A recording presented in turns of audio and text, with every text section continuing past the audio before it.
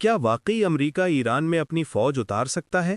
یا پھر ایران کے خطرناک پہاڑ دشمن کے لیے قبرستان ثابت ہوں گے؟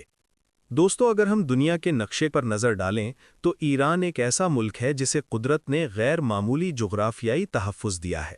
مغرب میں زاگروس کے پہاڑی سلسلے، شمال میں البرز کے بلند و بالا پہاڑ اور درمیان میں وسیع ریگستان، یہ سب مل کر ایران کو ایک قدرتی قلعہ بنا دیتے ہیں۔ البرز کے پہاڑوں کی اونچائی تقریباً 18,000 فٹ تک پہنچ جاتی ہے۔ اتنی بلندی پر نہ صرف موسم انتہائی سخت ہوتا ہے بلکہ بھاری فوجی مشینری جیسے ٹینک اور بڑی گاڑیاں بھی آسانی سے حرکت نہیں کر سکتیں۔ یہی وجہ ہے کہ کسی بھی بڑی فوج کے لیے ان علاقوں میں داخل ہونا انتہائی مشکل ہو جاتا ہے۔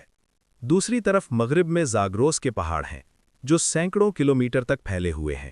یہ پہاڑی سلسلہ قدرتی دیوار کی طرح کام کرتا ہے اور کسی بھی زمینی حملے کو بہت مشکل بنا دیتا ہے۔ لیکن صرف پہاڑ ہی نہیں، ایران کے اندرونی علاقوں میں موجود وسیع ریگستان بھی بڑی فوجوں کے لیے ایک خطرناک چیلنج ہے۔ مثال کے طور پر دشت لوت دنیا کے گرم ترین علاقوں میں سے ایک ہے۔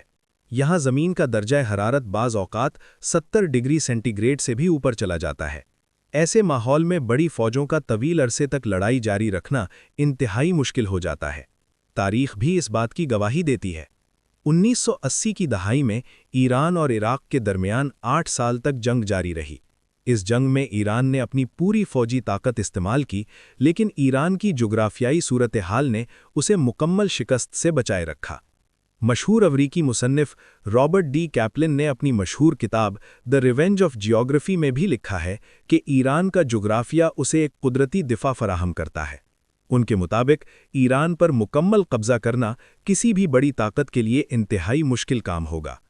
یہاں تک کہ بعض امریکی فوجی ماہرین بھی مانتے ہیں کہ ایران کے خلاف بڑے پیمانے پر زمینی جنگ شروع کرنا بہت مہنگا اور پیچیدہ ثابت ہو سکتا ہے۔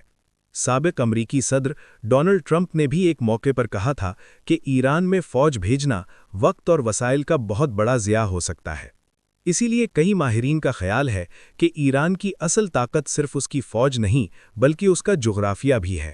پہاڑ، ریگستان اور سخت موسم مل کر ایک ایسا دفاعی نظام بناتے ہیں جو کسی بھی جدید ہتھیار سے کم نہیں۔ تو دوستو، آپ کا کیا خیال ہے؟